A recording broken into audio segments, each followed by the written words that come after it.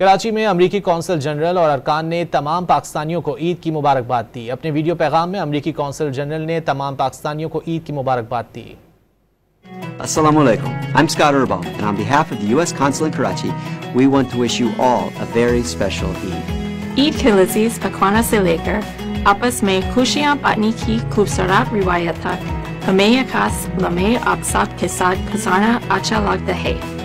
Eid जालम्हा Panjan Piaran Sangad खुशी मल्हायन लाए हुंदा हैं। अमरीकी कौंसलेट कराची ये नेमगाची दुरान है महलूका ईद बरकत और रहमत मुराद बेबान। To everyone celebrating, may your Eid be filled with happiness, peace, and prosperity.